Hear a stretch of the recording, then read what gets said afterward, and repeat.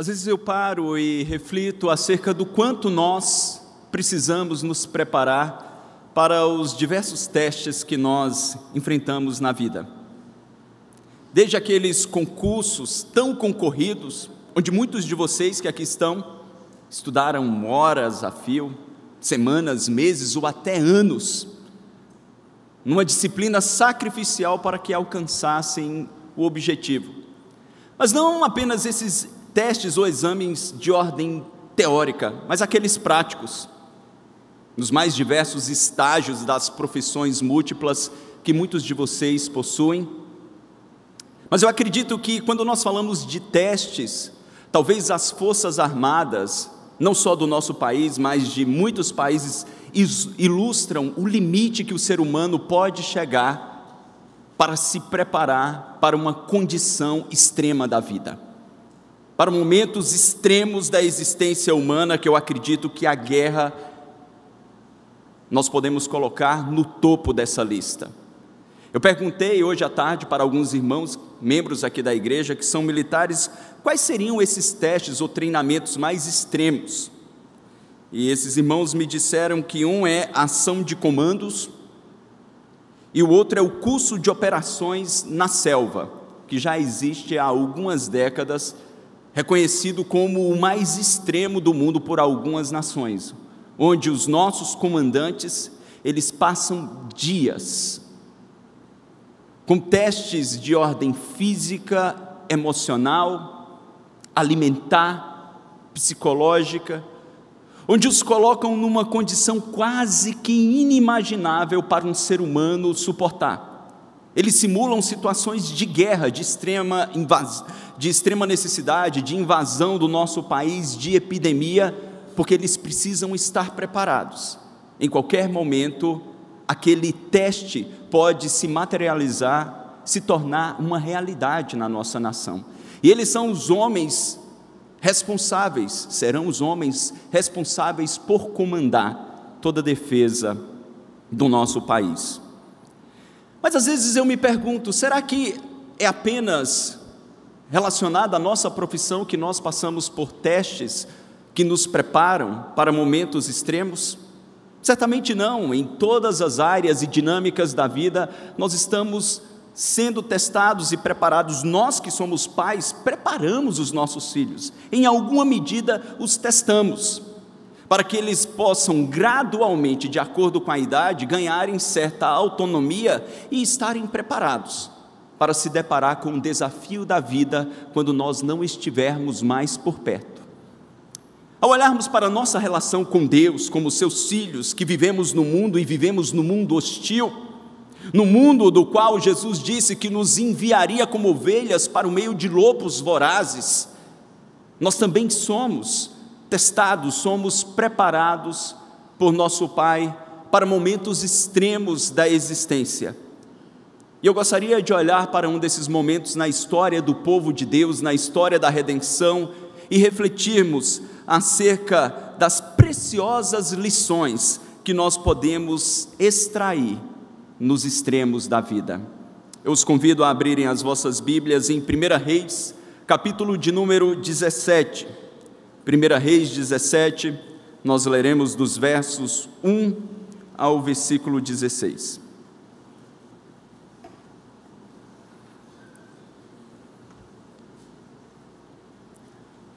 Diz a palavra do Senhor. Então Elias, o tesbita dos moradores de Gileade, disse a Acabe: tão certo como vive o Senhor Deus de Israel, perante cuja face estou, nem orvalho, nem chuva haverá nesses anos, segundo a minha palavra.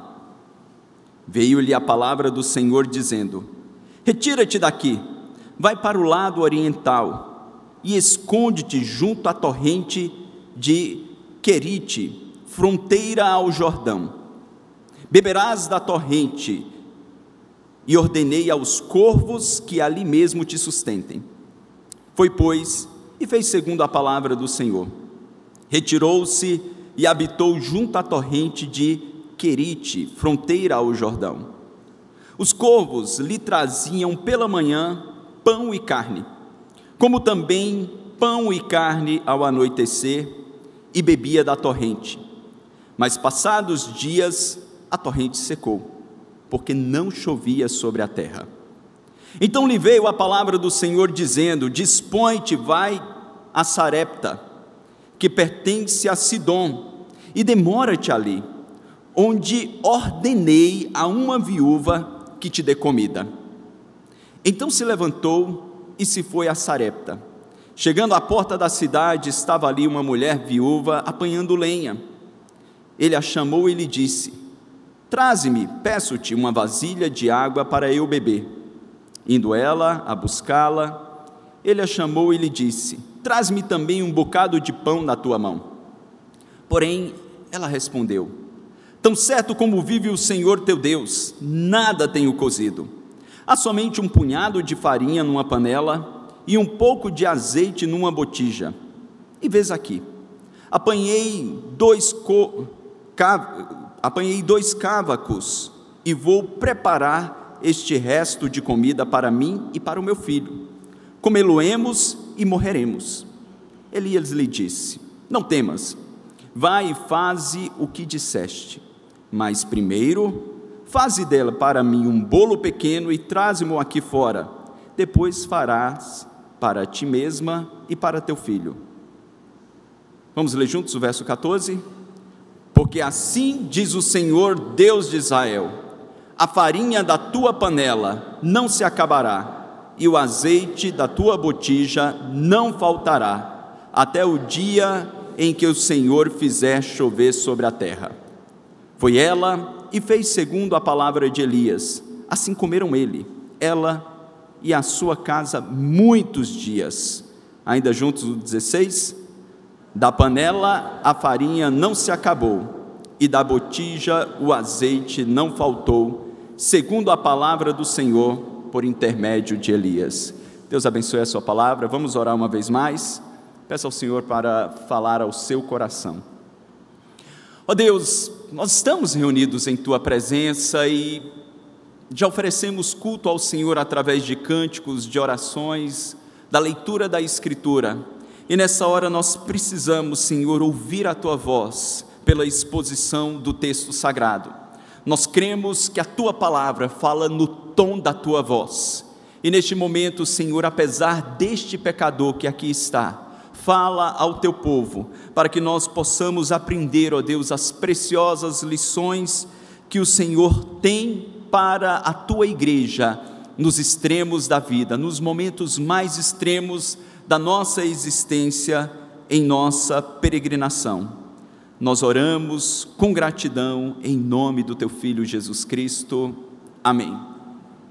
Aqui nós estamos diante de dias difíceis da história do povo de Israel.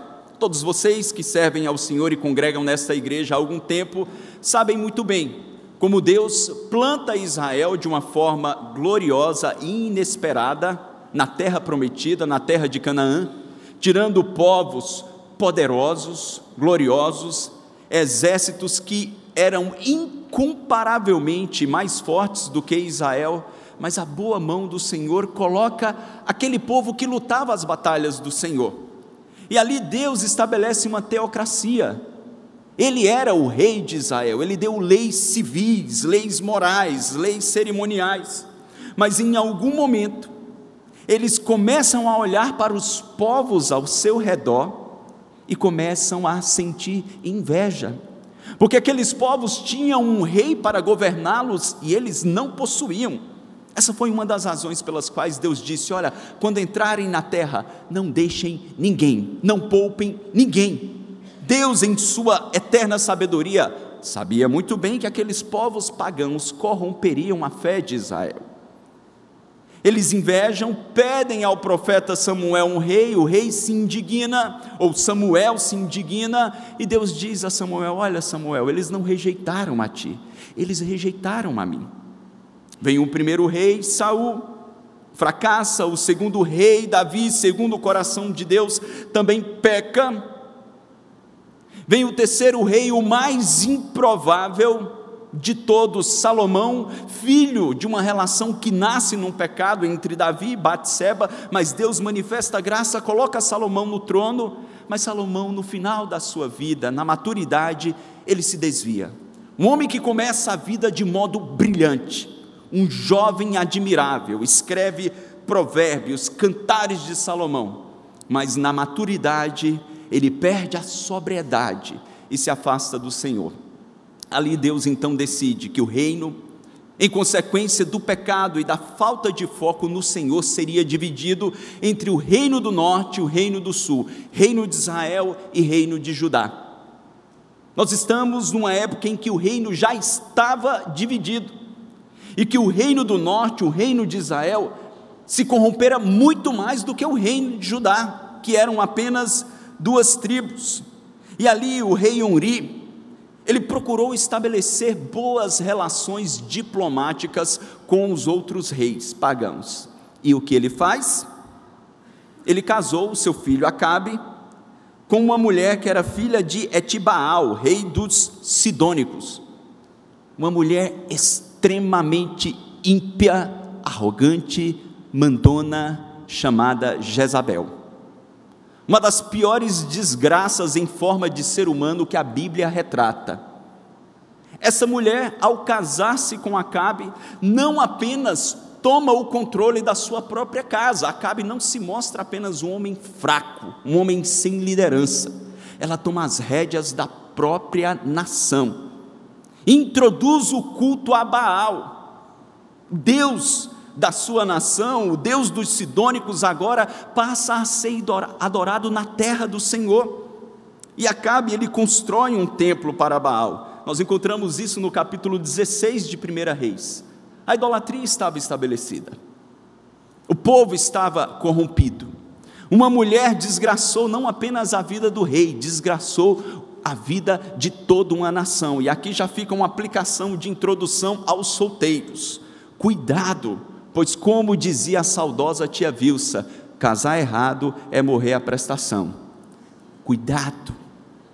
Jezabel trouxe a desgraça, a idolatria e o caos para a nação de Israel. Agora, neste ambiente, onde o Senhor não era honrado, surge um homem chamado Elias. Ele era tesbita, na cidade de Tisbe, uma pequena vila, uma pequena cidade insignificante de Gileade. Mas este homem está vivendo em dias negros, em dias terríveis, onde ele precisa servir a Deus.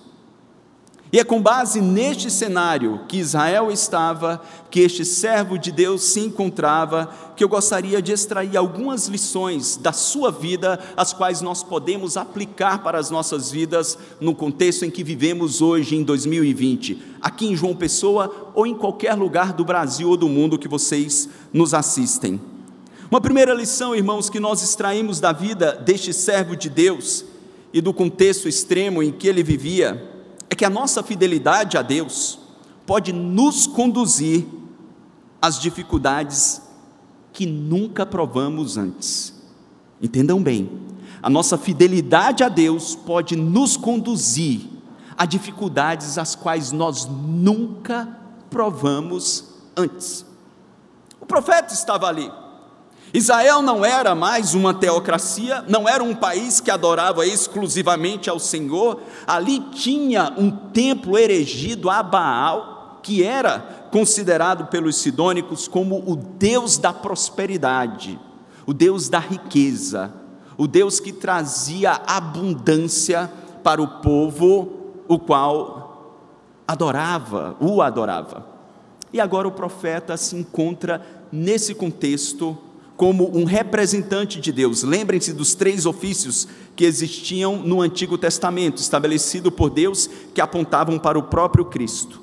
O ofício real, o ofício sacerdotal, era aquele que representava o povo diante de Deus, e o ofício profético. O profeta era responsável de trazer a mensagem do Senhor para a nação. Ele era a boca de Deus para orientar, consolar e admoestar o povo.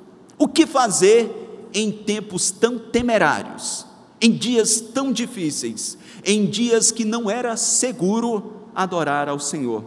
Nós percebemos que este homem, ele decide se colocar de pé por sua fé e na defesa das verdades as quais ele professava. Olhem o início do texto, que no versículo de número 1, depois de ser descrito quem ele era, a sua origem, nós já temos o relato de um encontro dele com Acabe. Ele vai de encontro ao rei, ele vai de encontro àquele que representava a nação e faz uma declaração tácita: tão certo como vive o Senhor, Deus de Israel, perante cuja face estou, nem orvalho, nem chuva haverá nestes anos, segundo a palavra de quem? Segundo a minha palavra. E daí os teólogos discutem sobre como Elias chegou a esta conclusão. A narrativa não nos diz que ele teve uma revelação prévia, ou que ele teve uma iluminação da parte do Senhor, como uma ordem de dizer em nome do Senhor Deus. Mas ele estava ali como profeta. Mas quando nós olhamos para um texto que menciona este evento no Novo Testamento, lá em Tiago, no capítulo 5, se você abrir rapidamente, Tiago 5,17, nós encontramos indícios de como esse cenário, de como este momento veio a ocorrer. Quais foram os desdobramentos? O texto nos diz em Tiago, capítulo 5, verso 17, acerca de quem era Elias. Não era um homem exuberante em sua própria formação, em sua própria origem, diferente de Paulo, que era um homem de nobre nascimento. Elias era um homem de uma pequena vila, mas, além disso, Tiago diz que Elias era homem semelhante a nós, sujeito aos mesmos sentimentos. Mas aqui nós encontramos uma qualidade que este homem tinha para viver em tempos extremos.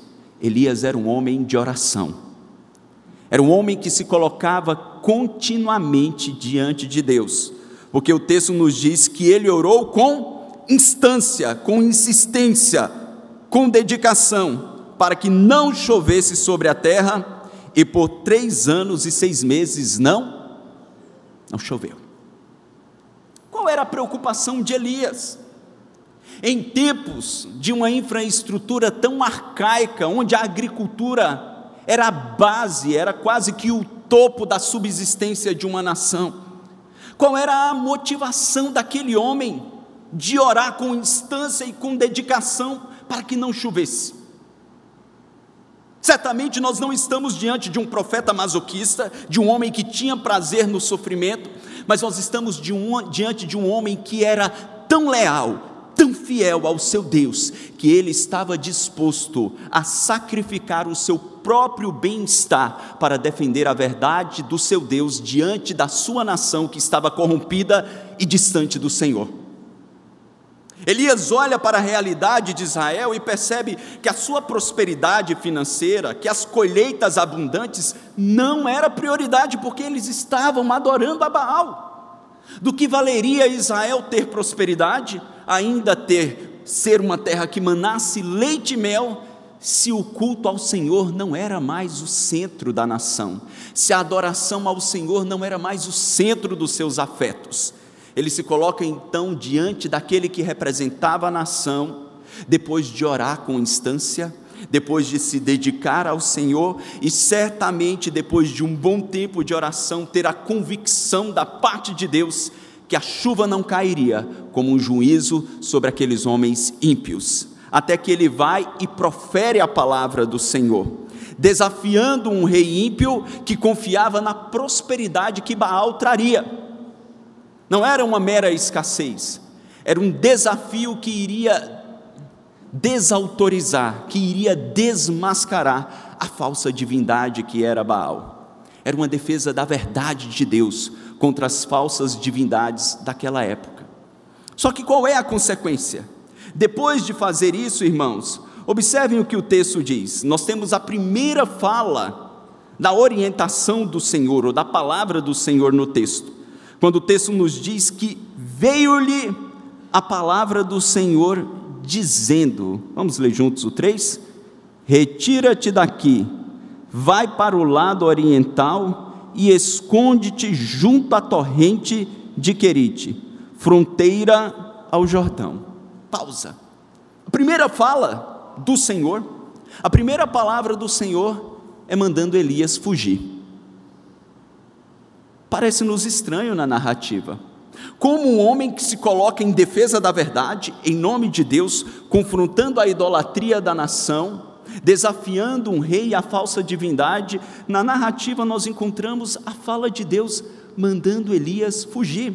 Lembrem-se, Acabe era um homem ímpio, mas pior do que ele era a mulher dele. Você já conheceu alguém que você disse: olha, eu conheço um homem que é ruim, mas a mulher dele, como dizem aqui no Nordeste, nem o diabo pode. Era ela. E Deus então diz: olha, foge, vai ali para a torrente de Querite, foge. O porquê que Deus, o Senhor soberano, que reina sobre todas as coisas, ordena ao profeta que defende a verdade, o ordena fugir? Esse não é o único caso na Bíblia. Nós vamos para o Novo Testamento e encontramos o nosso próprio Redentor em seu nascimento. Se você abrir a sua Bíblia em Mateus, capítulo de número 2, você tem ali todo o drama do nascimento de Cristo. Como Deus soberanamente, de modo extraordinário, faz com que o anjo Gabriel apareça e anuncie a vinda do Salvador para Maria. Como esse mesmo anjo aparece para José, consolando o seu coração, dizendo-o para não temer. Como anjos do Senhor aparecem para pastores no caminho, como aparece para sábios do Oriente. E de repente um rei, Herodes, ímpio, enfurecido e enciumado, ouve dizer que o rei dos judeus havia nascido. E agora, temendo perder o seu poder, ele está disposto a tirar a vida daquela criança, daquele que seria uma ameaça para o seu reinado. Observem, são dois reis que não adoram ao Senhor Deus. Qual é a atitude do Senhor? Também em Mateus capítulo 2, verso 13, o texto nos diz: tendo eles partido, eis que apareceu um anjo do Senhor a José em sonho e disse: dispõe-te, toma um menino e sua mãe e foge para o Egito, permanece lá até que eu te avise, porque Herodes há de procurar o menino para o matar. Dispondo-se ele, tomou de noite o menino e a sua mãe e partiu para o Egito, e lá ficou até a morte de Herodes, para que se cumprisse o que fora dito pelo Senhor por intermédio do profeta: do Egito chamei o meu filho. Olharmos esses dois paralelos, tanto na história de Elias defendendo a verdade do Senhor, como a própria encarnação do nosso Redentor, o porquê que Deus soberanamente não honrou de imediato esses homens que defenderam a verdade, que confrontaram a idolatria de um mundo pagão e diabólico. Qual é a razão? Por que Deus ainda os orienta a fugir e os permite passar por uma perseguição?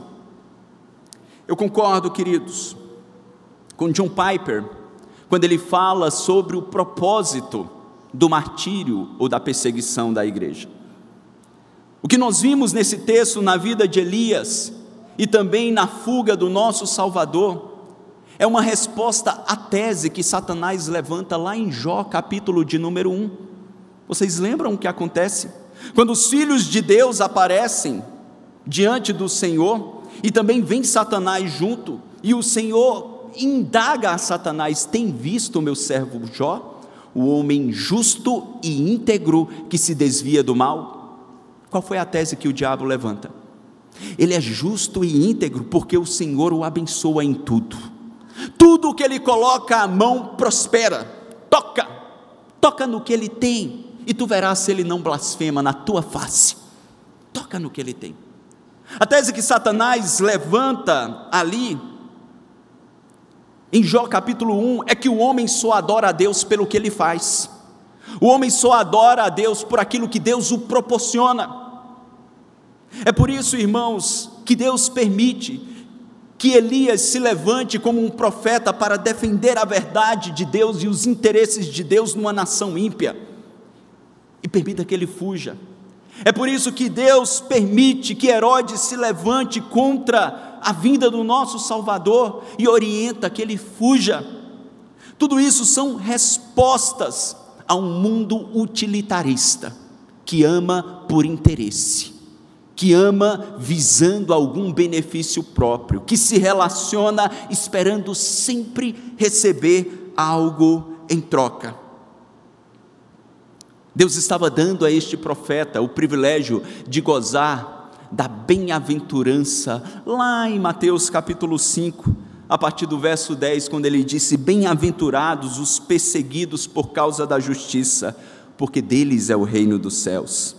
Bem-aventurados sois quando por minha causa vos injuriarem e vos perseguirem, e mentindo disserem todo mal contra vós. Prestem atenção: regozijai-vos e exultai, porque grande é o vosso galardão nos céus, pois assim perseguiram os profetas que viveram antes de vós. Em momentos extremos da vida, onde a impiedade aumenta, a maldade aumenta, a mentira prevalece, Deus nos dá o privilégio de nos levantarmos em nome da verdade e defendê-la a qualquer custo, e colocar a verdade de Deus e do seu evangelho acima de todas as pretensões humanas. E não apenas isso, Deus nos dá o privilégio tantas vezes de sermos ridicularizados, zombados, maltratados, perseguidos, para que nós possamos provar esta bem-aventurança. No original a palavra makarios, uma felicidade que transcende as alegrias deste mundo. Nos extremos da vida, irmãos, quando nos levantamos em nome da verdade de Deus, Ele nos dá o privilégio de provarmos na prática o que é amar a Deus de todo o nosso coração, com todas as nossas forças, com todo o nosso entendimento, a ponto de, como Elias, abrir mão do conforto da sua própria cidade, da sua aldeia, do conforto da sua casa, a ponto de ter que viver escondido ali perto de uma fonte, porque se propôs amar a Deus mais do que a sua própria vida. Portanto, se no seu dia a dia, jovem, adulto, ancião, você tem sido injuriado, perseguido, desprezado por seu amor a Cristo, por conta da sua fé, não faça disso o motivo da sua maior tristeza ou desesperança. Ao contrário, se alegre e se regozije, porque este é um privilégio exclusivo daqueles que conhecem a Deus e andam em sua presença. Mas isso só se manifesta na vida daqueles que se colocam em pé em nome da verdade. Mas além, irmãos, desse aspecto que soa como negativo, afinal de contas, ninguém quer sofrer, ninguém quer passar dor, ninguém quer ser perseguido, mas nos traz um benefício e um gozo espiritual. Nós podemos olhar para a história deste homem nos dias negros que Israel vivia e chegarmos à conclusão, em segundo lugar, que os extremos da vida também nos permitem experimentar os milagres da providência. Preste atenção, os extremos da nossa existência nessa terra de peregrinação nos permitem provar os milagres da providência. Veja o que Deus diz no versículo de número 3, verso 4, ele diz: depois de orientá-lo acerca do lugar, Deus já o orienta acerca da provisão. Ele diz: beberás da torrente, e ordenei aos corvos que ali mesmo te sustentem. E aí eis um desafio da fé. Eu costumo sempre trazer aos irmãos aqui uma declaração, ao pensarmos no versículo de Hebreus, que fé é a certeza das coisas que não se veem, e a convicção de fatos que se esperam. Deus disse: vai para ali, você vai beber da torrente que jorra ali. Mas não só isso, eu ordenei aos corvos, ave de rapina, é um parente do urubu, que vai levar para você o que ali? Comida, eles vão te sustentar. Qualquer ser humano em sã consciência diria, isso é loucura. Isso é loucura. Mas ele decide obedecer, porque a palavra de Deus diz que obedecer a Deus é melhor do que sacrificar. Às vezes fazer a vontade de Deus e seguir as orientações que Deus nos dá parecem loucura. Em nome da fidelidade a Deus, colocar em risco a sua carreira, quando um patrão diz, olha, você tem que dizer isso, e você diz, eu não vou mentir. Ou quando alguém diz, você tem que sonegar isso ou aquilo, ou negociar a verdade, e você se coloca em pé diante da verdade, colocando em risco o sustento dos seus filhos. Isso parece loucura. Mas a palavra de Deus nos diz que o justo viverá pela sua fé, e se ele retroceder, a alma do Senhor não terá prazer nele. Quem nos sustenta sempre e nos sustentará é o Deus que senta no trono de glória e que governa os corvos, que governa todas as coisas. Elias decide obedecer, ele vai para onde Deus o mandou, e o que acontece? Prestem bem atenção, versículo 6, todos juntos.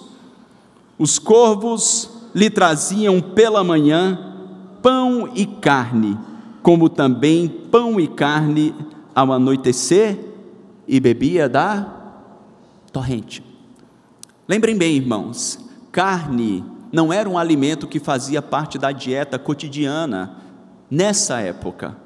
Eles comiam em ocasiões especiais, era algo raro. Eles não tinham uma abundância na agricultura, pecuária, que existe em nossos tempos. Só que Deus, ele manifesta o cuidado dele de um modo tão especial, que diz, olha, para que você perceba, Elias, que o meu cuidado sobre a sua vida, e que em honra da sua fidelidade, eu te darei mais do que o necessário, todos os dias eu vou te dar pão e carne, pela manhã pão e carne, e à noite pão e carne. Ele já estava ali, talvez enfadado de tanta carne que não era tão comum em sua dieta. Quando nós lembramos do texto paralelo também do Senhor, lá em Mateus, quando o anjo do Senhor o ordena fugir para o Egito, se você olhar o texto que antecede, no capítulo 2, foi o encontro do Senhor Jesus com os sábios do Oriente. E esses sábios levam presentes. Eles levam ouro, incenso e mirra. Orígenes diz que isso era uma clara menção aos 3 ofícios do Senhor. Ou seja, ouro para um rei, incenso para aquele que oferecia o sacrifício e nos representava diante de Deus, sendo o próprio Deus, e mirra para a sua morte vicária. Mas os comentaristas também concordam que foi provavelmente com o dinheiro deste presente e a venda destes presentes caros que José e Maria se sustentaram naquele período que estiveram no Egito. Nós podemos olhar para tudo isso e percebermos, irmãos, que nos extremos da vida, Deus não apenas nos permite sermos provados e afligidos por amor do seu nome, Ele faz questão de nos dar a sua provisão diária. Ele faz questão de demonstrar o seu cuidadoso, zeloso amor para com os seus, não nos dando da maneira que nós achamos melhor. Às vezes Ele usa formas inusitadas, usar um corvo. Não existia algo mais simples, menos inusitado. Deus quis deixar claro para Elias que o sustento viria exclusivamente dele. E em tantos momentos Deus faz assim conosco também, como fez com os 70 ao enviá-los, dando a admoestação: não levem 2 bolsas, não levem 2 sandálias, não levem absolutamente nada extra, eu os sustentarei. E ao retornarem da missão, o Senhor os pergunta: porventura vos faltou alguma coisa? Em uníssono eles respondem: nada, Senhor, nada nos faltou. Olhe para a sua história, olhe para a sua vida até o dia de hoje, meu irmão. Você pode dizer: pastor, não foi fácil. Não tem sido fácil. Em muitos instantes, o cenário estava totalmente diferente do que nós desejaríamos. Talvez esteja hoje totalmente diferente do que desejaríamos. Talvez estejamos ali escondidos, num penhasco, distantes do nosso lugar de conforto. Mas assim como Deus sustentou Elias enquanto cumpria a sua missão neste mundo, a despeito de onde nós estivermos, quer em João Pessoa, no interior, num país de primeiro mundo, quem nos sustenta é o Deus que senta no trono e governa a nossa história. A nossa confiança não está na oscilação do dólar, nem na estabilidade do governo brasileiro. A nossa confiança não está numa oportunidade de trabalho em outro país, ou numa bolsa de doutorado. A nossa confiança está no Deus que escreveu os nossos dias na eternidade. Antes, quando nós ainda éramos informes no ventre das nossas mães, Ele já havia traçado uma história de redenção através da nossa história. Nós precisamos crer, nós precisamos guardar isso em nossos corações e lembrarmos que nos momentos extremos, nos mais difíceis, é onde Deus lhe dará as experiências mais preciosas. Olhe para a sua história. Quais são as suas maiores histórias de provisão? Nos momentos de bonança ou nos momentos de maior dor e dificuldade? Eu tenho certeza que são em tais momentos que nós encontramos a boa mão do Senhor nos guardando, nos livrando para cumprirmos a nossa missão. Como li no site da Missão Portas Abertas em inglês, o que aconteceu agora em 2019, quando um pastor chamado Joseph, e eles omitiram o sobrenome, estava em Bagdá, pegou o seu carrinho velho para ir para a igreja cultuar, quando de repente uma explosão e um estrondo inimaginável, ele fica perdido e ao olhar ao seu redor, ele só vê fogo. E com pouco tempo, algumas pessoas chegam gritando e dizendo: ele morreu. Outros dizem: não, ele está pegando fogo. E de um modo inexplicável, ele abre a porta do carro e não há nem fumaça na sua roupa, e ao olhar para o carro todo destruído e despedaçado, a sua cadeira estava intacta, porque a boa mão do Senhor o guardou naquela provação extrema. Este é o Deus que fez, não apenas com Sadraque, Mesaque e Abidnego no passado, Ele é o mesmo Deus que guarda, provê e livra o seu povo hoje no cumprimento do seu propósito. Nos extremos da vida, irmãos, olhando para essa história, além de podermos passar pelas situações mais difíceis por nossa fidelidade a Deus, além de provarmos a maravilhosa e doce providência, Deus também nos permite, nos extremos da vida, Ele nos presenteia com a oportunidade, ou com várias oportunidades, de compartilhar a nossa fé e os milagres da provisão do Senhor. Nunca o que vivemos tem a ver só com nós mesmos. Às vezes estamos fechados na nossa bolha, ensimesmados, com pena de nós mesmos, sofrendo, e nessa relação unilateral, vertical, questionando a Deus o porquê. A nossa história está entrelaçada com a história de outras pessoas, e está ligada à história de redenção, como a história de Elias estava ligada à história da redenção da nação, e do confronto de um povo que estava na idolatria. Agora observem, algo mais inusitado ainda acontece. O texto nos diz, no versículo de número 7 do capítulo 17, que quando os dias passam, a torrente seca, porque não havia chuva sobre a terra, ou seja, 3 anos e meio sem chover, não havia mais água. O que é que Deus diz para Elias? Prestem atenção. Ele está no extremo, na fronteira de Israel. No versículo 8 o texto nos diz: então lhe veio a palavra do Senhor dizendo: dispõe-te e vai a Sarepta, que pertence a Sidom, e demora-te ali, onde ordenei uma mulher, o quê? Uma mulher viúva que te dê comida. Às vezes nós olhamos e parece que Deus tem senso de humor, não é? Ele já estava num extremo, numa fronteira, sendo alimentado por corvos.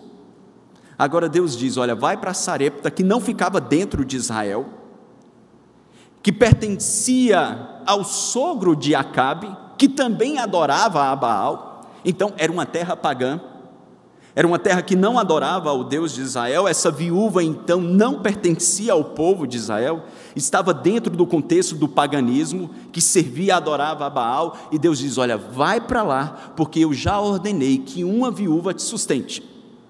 Elias pode ter pensado: bem, existem muitas viúvas ricas que herdam uma grande herança do marido, certamente Deus preparou algo nessa configuração para mim. Mas o que estava ruim parece que fica pior. Elias obedece à ordenança do Senhor.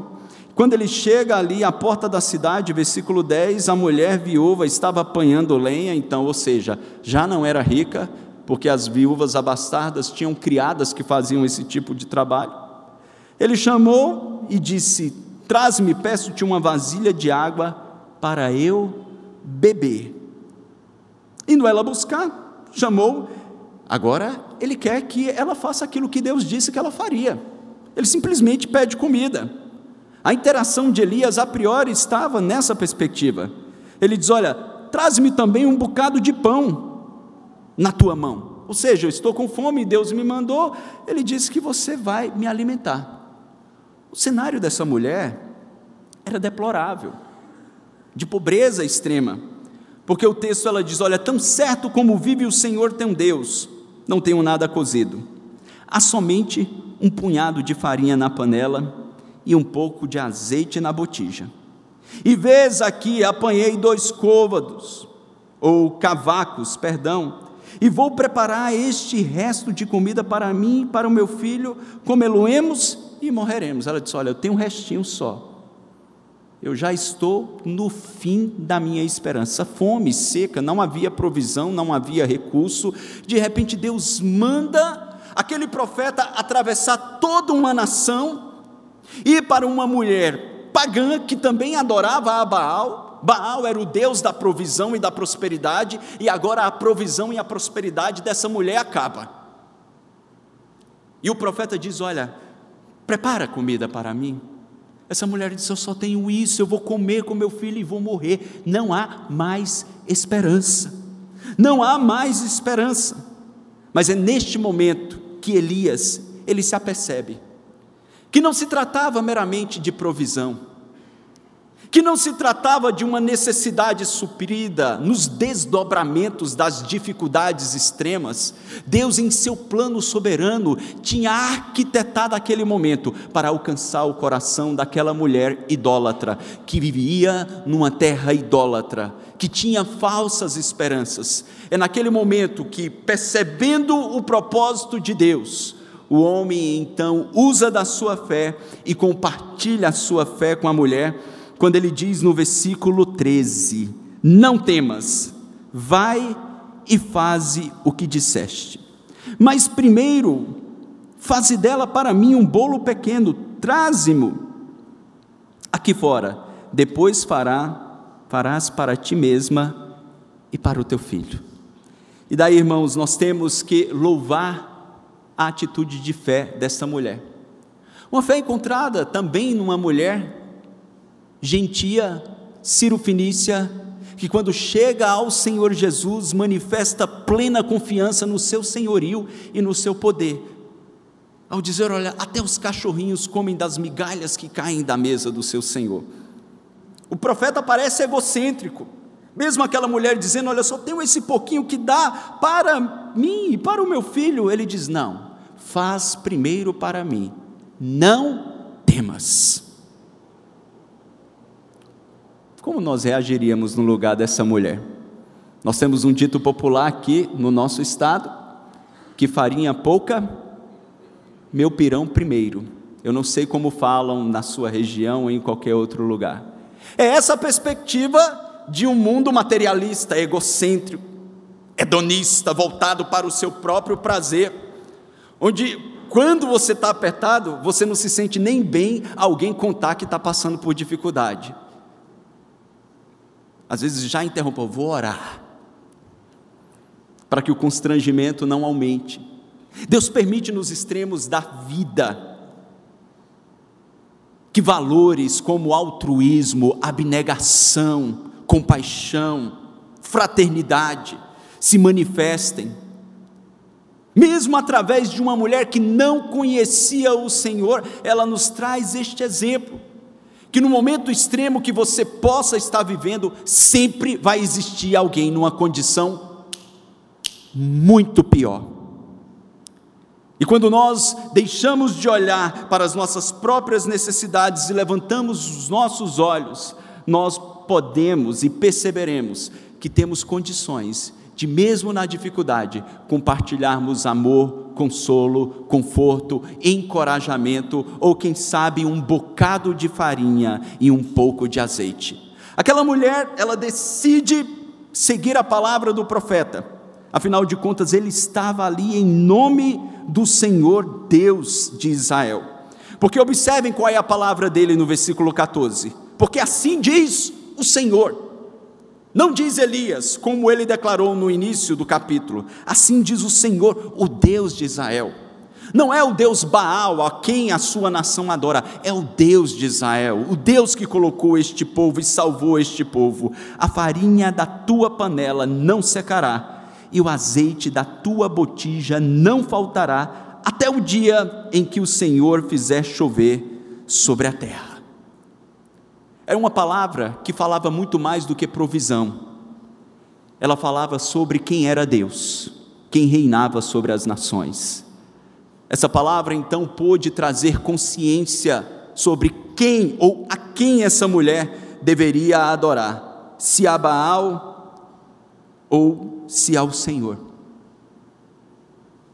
Ela obedece, e assim como a palavra do Senhor foi dita, todos os dias, até que aquela grande seca se findasse. Nós não sabemos se ainda foram 2 anos, 2 anos e meio, 1 ano, diariamente, aquela porção da farinha e aquele bocado de azeite não se acabava. Os comentaristas discutem como foi esta multiplicação ou este milagre, se Deus simplesmente encheu aquela casa, ou todas as vezes ela olhava para a botija e o azeite continuava no mesmo lugar, ela derramava e ele continuava no mesmo lugar, a farinha ela tirava o bocado e a quantidade continuava a mesma.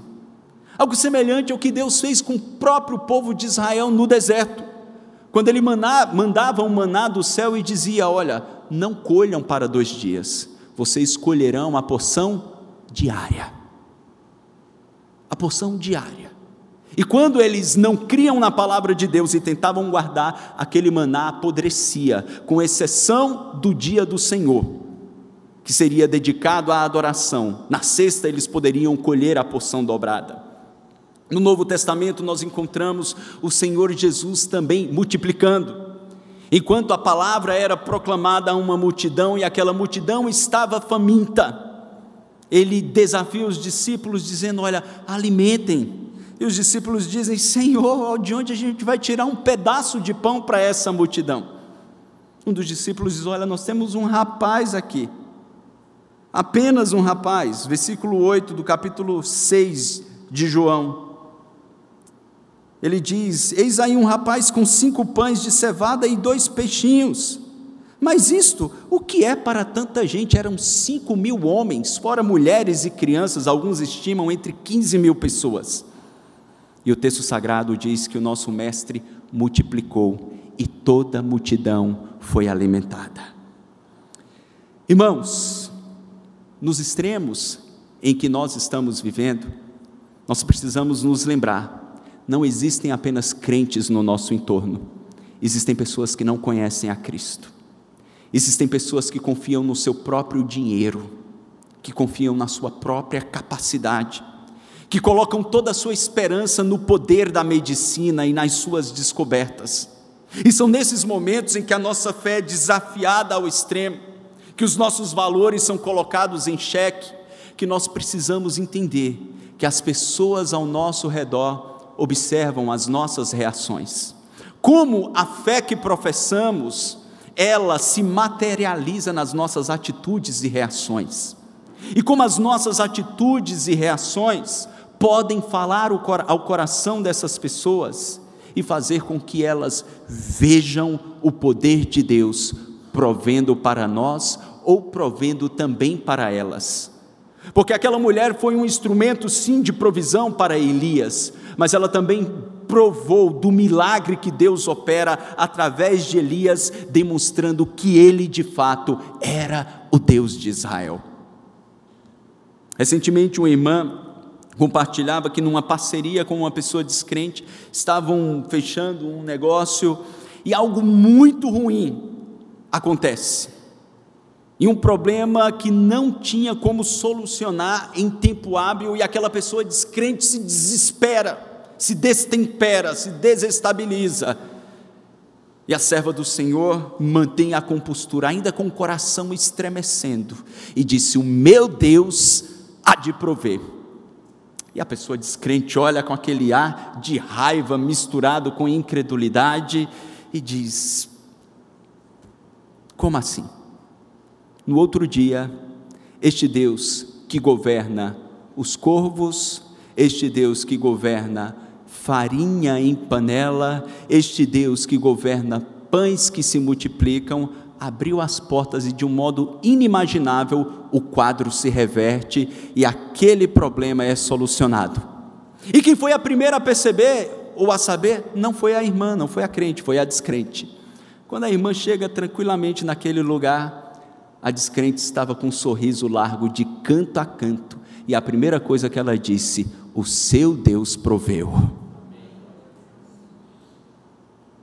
Queridos, nós precisamos nos lembrar que nos momentos mais extremos da vida, no mundo ímpio, nós não estamos apenas sobrevivendo, criando os nossos filhos, nós fazemos parte de uma história de redenção, de um Redentor que deixou toda a exuberância da sua glória e do seu poder, que sendo rico se fez pobre, que sendo Senhor se fez servo, que não tinha lugar na hospedaria para o seu nascimento, ele nasce numa manjedoura, ele foge da maldade dos homens ímpios que o perseguem, ele prova a provisão do Pai em todos os momentos da sua existência, mandando o dinheiro para os seus impostos até da boca de um peixe. Ele cumpre o seu propósito. Mas antes de ir para o Pai, ele disse: olha, eu não vos deixarei órfãos, eu não vos abandonarei, eu enviarei o Espírito Consolador, Paráclitos, ele estará com vocês todos os dias até a consumação dos séculos. Ele é aquele que está conosco quando nós estamos a ponto de nos desesperar da própria vida, como Paulo chegou a estar, ou como uma irmã me disse essa semana: pastor, eu me sinto como uma borracha esticada ao seu extremo, eu vou romper a qualquer momento. Para essa irmã, para todos nós que aqui estamos, foi Ele quem nos disse: eu nunca os deixarei, eu não vos desampararei. É com base nessa promessa que nós podemos descansar naquilo que Paulo disse aos Filipenses: estou plenamente convencido de aquele que começou a boa obra em vós, há de completá-la até o dia de Cristo Jesus. Portanto, quer sejam dias de gozo, exultação e muita prosperidade, ou quer sejam dias que reis Acabes ou Jezabéis se levantem no nosso caminho, Deus vai nos dar a oportunidade de sofrermos pela fé, de provarmos os milagres da provisão, mas acima de tudo, mostrarmos a um mundo perdido e sem esperança que há um Deus que governa a nossa história e que salva homens do poder do pecado. É para isso que Cristo nos colocou nesse cenário. Por isso, olhe para a sua vida, olhe para o que você vive ou irá viver daqui a algum tempo, e tente entender que, diferentemente do treinamento que esses militares passam, e alguns completaram com sucesso, não sei o irmão Barcelos, nem vou perguntar aqui, alguns não conseguiram, foram vencidos pela exaustão, foram vencidos pela fome ou pelo medo, outros tiveram sucesso. Nessa nossa peregrinação como igreja militante do Senhor, nós não estamos firmados na nossa própria força. Nós temos um comandante, um general que vai adiante de nós, Jesus Cristo. Ele nos garantiu vitória ao bradar na cruz: está consumado. E é por isso que nós podemos descansar. Vamos nos colocar de pé? Coloque o seu coração diante de Deus nessa hora, meu irmão.